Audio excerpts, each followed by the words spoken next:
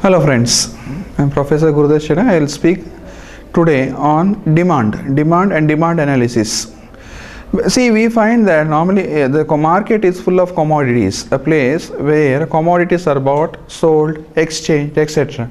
So in such case what will happen is normally we find that normally the commodities, certain commodities will have normally a fluctuations. This fluctuation is because either there is a required more, or it is required for some extent, or it is required on necessity. So in such case normally we should understand there is something called as a factor of demand.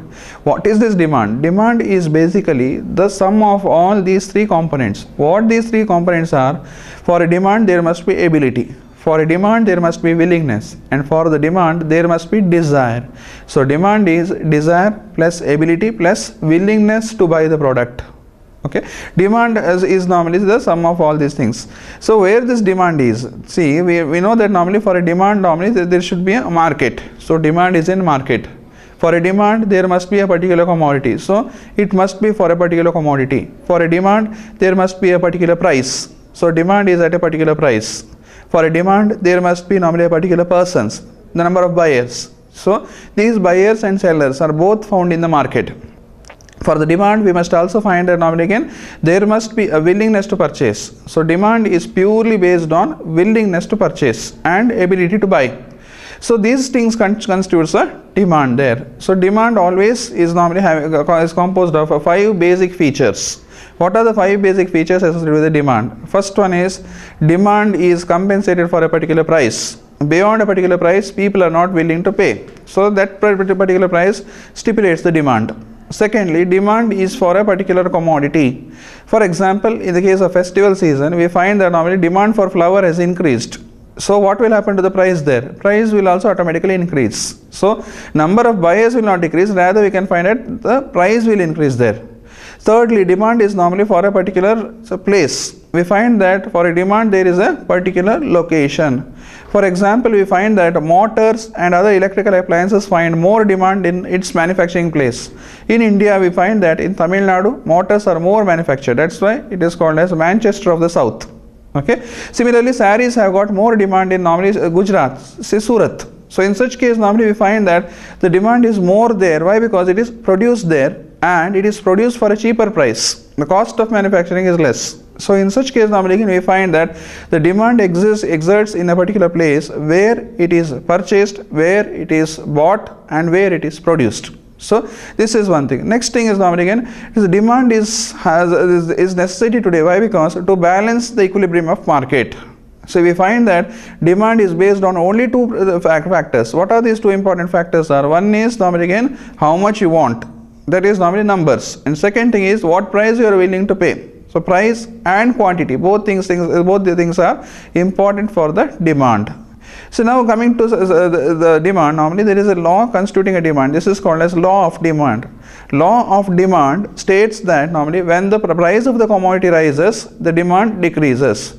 When the price decreases, demand automatically increases. So demand and price are interrelated. For example, if the price of particular hardware paints decreases, ultimately what happens is paint purchases increases. Whereas when the paint price increases, ultimately we can find that the demand automatically decreases there. The people here have got either a close substitutes, or they will stick on to the competitors' products and purchase the same. So in such case normally the demand moves like this in the market. So always it is negatively sloped. It is sloped downwards in the respective vertical curve. One part. Now whether there are any exceptions for this demand. So demand has got certain exceptions. We know that for every rules there are exceptions. So is for the demand. So what are the exceptions for this demand now? First thing is when it is emergency. In the case of emergencies, normally again people are willing to purchase it irrespective of the price. They are ready to pay the price which is more than the market price. For example, when the patient is admitted in the hospital and if the injection costs 25,000 rupees, whether it is required or not, we will get it. Why? Because the situation is emergency situation. We have to save the patient. So in such case, normally again, we are willing to pay more the price than the market price. Okay. Second thing is normally again when it is necessary.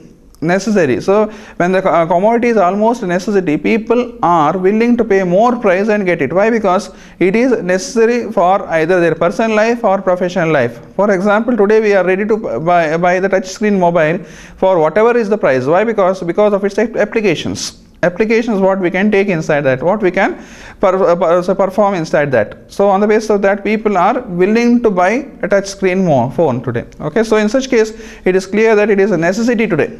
Vehicles, necessity. Similarly, education, necessity. So in such case, we are ready to pay more price than what it should, because it is necessary in life. Third thing is, normally again, when there are substitute products. When substitute products are available, normally again we are ready to again sacrifice even the law of demand. Why? Because in India, since we are in developing economy, we find that people experiment with the things. See, we need to find out whenever new product comes in the market, whether it is good, whether it is reliable, whether it is worth purchasing. And so in such case, normally again, just for a try, we purchase it for one time, first time, and we also recommend the same to others. So in such case, normally we find that till we get the close substitutes, we are in the back of that. If the substitutes are available at the cheaper price or in the same level of price, we are ready to go with the substitutes. In such case, normally we should know that normally again, substitutes also is more important contributor for an exception to the law of demand. For example, now again, if a tea is a substitute for a coffee, we are ready to take tea in place of coffee. Simple example. So in such case, normally again, we find that substitute is available. Okay, so next thing is, normally again, suppose if the persons are addicted, in such case also we can find that normally again it is required. When the commodity is required, irrespective of rise in a price or a fall in a price, people are ready to purchase. People are ready to go with that particular product. So in such case, the demand will never fall. So there is exception for the law of demand here. For example, now again, if a person consumes liquor, irrespective of rise in the price of a liquor or there is a fall, people go with the liquor, whether it is necessary or not, because of addiction. So in such case, normally again, see, we find that normally, see, there are certain exceptions to this law of demand. See, what are the respective factors necessary for the supporting the law of demand now? See, law of demand is supported by the following factors. First one is nature and size of the market. If the nature of the market is normally the market selling only, say, costly commodities, we find that normally again there is demand for the costly commodities. For example, now again, arms and ammunitions, say gunpowder, or say jewelry markets, or precious stones market, gems market. So in such case, normally again you can find that the kind of business whatever is undergone there is normally of costly commodities. There the demand is fluctuating, but still we can find that it is existing in these markets only. First thing. Second one is nature of buyers. In India, we can find that normally the nature of the buyers is normally again more of the buyers are price conscious. Statistics say that 90% of the buyers in India are price conscious and rest 10% are quality conscious. So in such case, people look at the price. So nature of the buyers here are, they are more price sensitive. When they are more price sensitive, ultimately, if there is a slight fluctuation in the price, that will make them suspicious. The price effect is normally again suspicious in the market there. One part, this is to be noted there. Okay, so next is normally again, we also find that normally again, when the respective product is normally again available in scarcity, when there is scarcity or emergency, or normally say artificial scarcity. When the product is in artificial scarcity, we find that normally again people purchase it. Why? Because normally again, see, there is an uncertainty experienced, whether it is available tomorrow or whether it is available in future days or whether it is doubtful. So in such case, normally again people find that normally again it is to be purchased today, better purchase today than tomorrow. So in such case also we find that normally again people go with this particular the commodities there. So for example, now again, see, most of the time normally when there is the petrol pump strike, most of the vehicle operators normally fill their tanks normally previous day before the strike. Why? Because tomorrow normally if there is a strike, and in case if it's not available, it is better to do it early. So in such case, normally again we can find that there is an exception. Next important factor is normally future increase in price. Suppose if the projection says that normally again in future the commodities price is going to increase, or in future the commodities is available but available in scarcity, or there is also a prediction saying that normally again the respective commodities are available in limited amounts. So in such case, normally what people do is normally again they purchase now. Or normally again if there is also one more presumption saying that in future normally the value is appreciated by 3 times, 4 times, 5 times. as an investment also they are ready to invest there. So here normally see what is taken into account is normally again their willingness.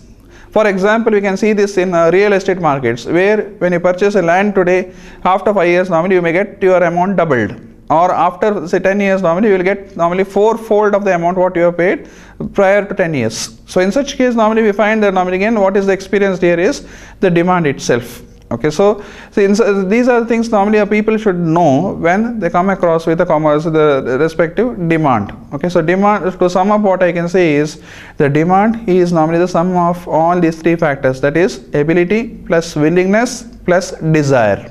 Demand is always in the market, demand is for a particular commodity, demand is between the particular parties, and demand is experienced by the buyers as well as sellers. Everyone feels it as well as everyone experiences it. Okay, thank you very much.